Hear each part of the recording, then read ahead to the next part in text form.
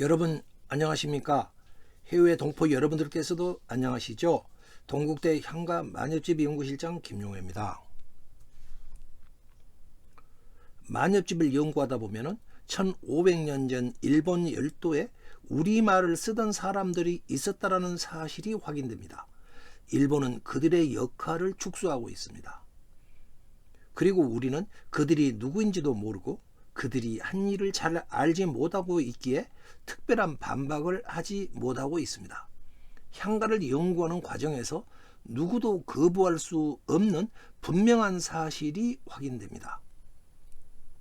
우리말을 쓰던 사람들이 한자를 이용하여 우리말로 향가를 짓고 있었습니다. 최초의 문자 활동은 노래짓기였습니다. 만엽집과 일본 서기 등에 대량의 향가가 수록되어 있었습니다. 그리고 그 향가 속에는 내세관을 비롯하여 우리 고대 문화의 모습이 잔뜩 들어 있었습니다. 향가를 연구하다가 알게 된 사실은 그들의 내세관이 당시 한반도에 살고 있던 우리 조상들이 가지고 있었던 문화와 똑같더라. 이러한 사실입니다. 그들은 한반도에 살던 우리 조상들과 같이 저승바다 문화와 향가 문화를 가지고 있었습니다.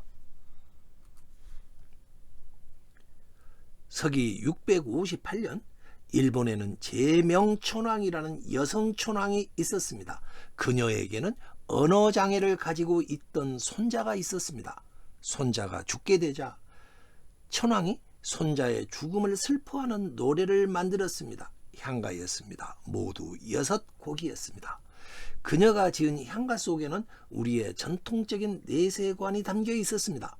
그리고 그녀가 가졌던 내세관은 한반도에 불교와 유교가 들어오기 전에 우리 민족이 가지고 있었던 고유한 내세관과 같았습니다.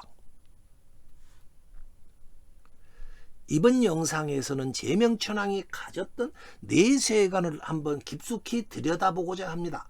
제명천황이 왕으로 있던 기간은 서기 655년에서 661년 사이 약 6년간이었습니다.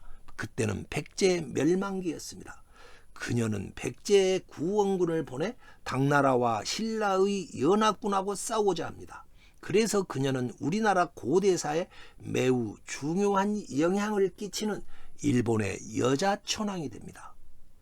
그녀가 어떠한 생각을 갖고 있는 여인이었는지 알아보는 것도 매우 큰 의미가 있다고 할 것입니다. 그녀는 도대체 어떠한 여인이었기에 자기와 자기 나라 국가의 운명을 걸고 백제 파병을 결정할까요?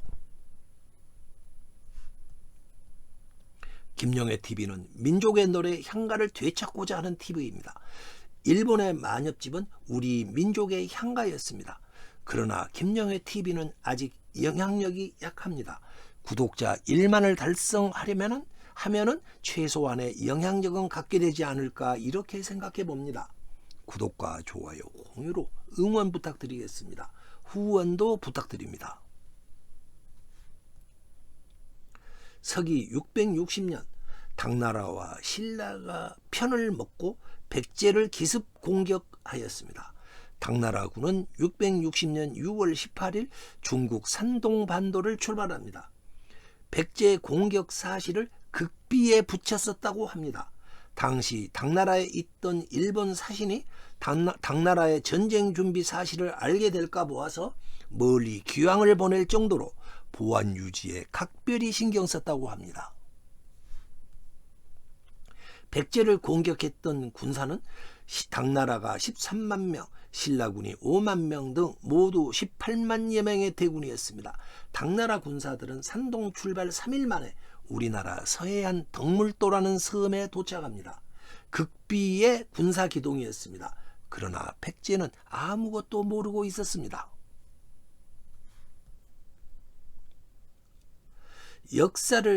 600년의 역사를 가진 백제가 속절없이 무너지고 맙니다. 나당 연합군은 백제의 수도 사비성을 향해서 달려갑니다. 중간에 백제군이 만일에 성을 이용해서 막으려 한다면 성을 그대로 놓아두고 사비성으로 냅다 달릴 작정이었습니다. 현대적 개념으로 말하면 정격전이었습니다.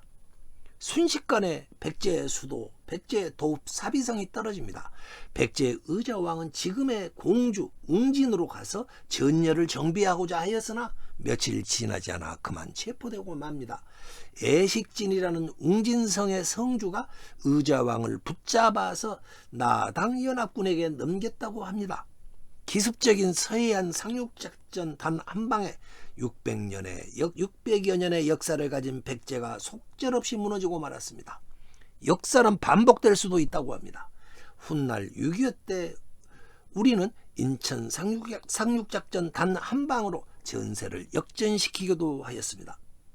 백제의 멸망 원인을 저는 생각해 볼 때마다 우리의 서해안은 안전한지 항상 신경 써야 할 것이고 언제든지 누구에 의해서든지 기습에 대한 대비가 있어야 할 것이라고 생각이 듭니다. 660년 8월 나당 연합군은 승리의 주연을 갖습니다. 신라의 태종과 김유신 장군, 소전방 장수 등 연합군 장수들이 윗자리에 앉아서 백제 의장으로 하여금 아래에 앉아 술을 따라 올리게 하였습니다. 그 자리에 있던 백제의 신하들은 모욕감에 목이 메어 울었습니다. 당나라 장수 소정방은 의자왕을 비롯해서 백제 백성 1만 3천여 명을 당나라로 압송해 갔습니다. 주로 백제의 지도층 인사들이었을 것입니다. 의자왕은 잡혀간 지 얼마가 지나지 않아 당나라 수도에서 사망하고 맙니다. 역사의 기록에는 병이라고 되어 있습니다마는 병사라고 되어 있습니다마는 어디까지 믿어야 할까요? 2017년 충남 부여군은 중국 낙양시 문물고고연구원과 협조해서 의저왕의 묘로 추정되는 능을 확인합니다. 낙양시 맹진현 봉황대촌에서 북쪽으로 약 1km 떨어진 지점입니다. 높이는 7m 내의 묘, 사진의 무덤이 바로 그것입니다. 망국의 왕, 비운의 왕, 백제 의자왕의 무덤이 바로 이곳입니다. 부여군은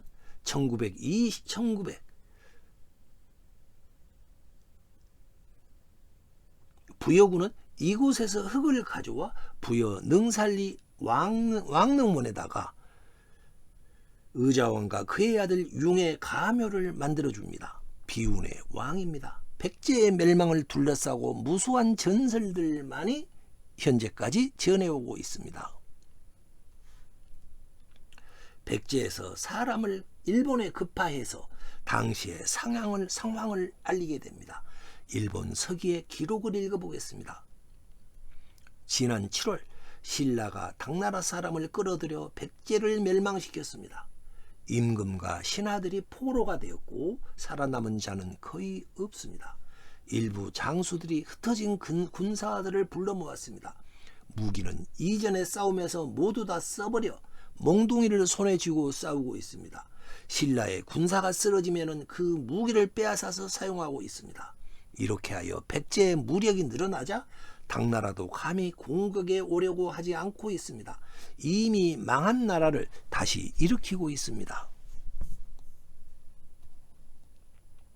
무기가 없어 몽둥이로 싸우고 있다. 이렇게 말하고 있습니다. 이 구절에서 백제가 당시 어떠한 상황에 빠져 있는지 짐작할 수 있습니다. 그들은 분노하였고 맨손으로 싸우고 있었습니다.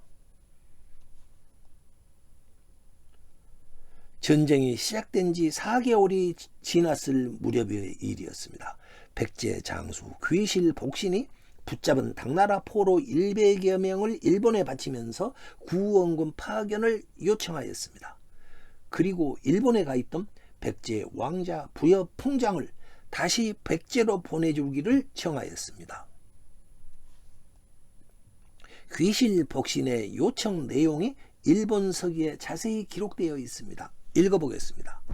당나라 사람들이 우리나라에 적들을 이끌고 와서 국경을 어지럽히고 나라를 무너뜨리고 임금과 신하를 포로로 잡아 끌고 왔습니다. 그러나 백제국은 사람들을 모아 다시 나라를 이루었습니다. 바라옵건대 왕자 풍장을 맞아 국주로 삼고자 하니 이를 허가해 주십시오. 제명천왕이 백제 구원군을 파병하기로 결정하였습니다. 그녀가 신하들에게 내린 명령입니다. 일본서기 기록입니다. 제명천왕과 당시 일본 수뇌부의 생각을 알 수가 있을 것입니다. 백제국이 나라가 망하여 의지할 곳도 부탁할 곳도 없이 창을 베고자며 쓴맛을 보는 괴로움을 겪고 있으니 구해달라고 요청해 왔다. 그 마음을 저버릴 수 없다. 장군들에게 명령하여 여러 길로 함께 군대를 파견하도록 하라. 신속하게 움직여 일제히 신라에 집결한다면 우두머리 악인을 베어 백제의 어려움을 덜어줄 수 있을 것이다. 마땅히 잘 준비하여 왕자 풍장을 백제에 보내도록 하라.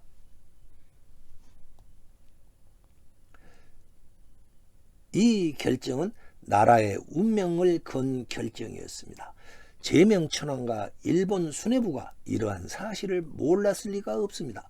그럼에도 불구하고 파병을 결정합니다. 어떤 사정이 있었을까요? 어린 손자가 죽었을 때 만들었던 제명천왕의 향가 6곡에 그 사정을 짐작하게 하는 정황이 있었습니다. 짐작이라기보다는 증거라고도 할 것입니다. 어찌하였던 제명천왕이 결정하였습니다. 이후 전쟁은 동북아 모든 나라가 참전하는 국제전으로 비화합니다. 고대 한반도에 있었던 가장 큰 전쟁이라고 하겠습니다. 역사는 경랑 속으로 깊숙이 빠져 들어갑니다. 제명천왕의 명령에 따라 수만 명의 외국군이 백제로 출병하게 되었습니다. 천황 스스로도 백제 파병군 지휘를 위해서 노구를 이끌고 부산 맞은편에 있는 후쿠오카에 가 그곳에서 머무르게 됩니다.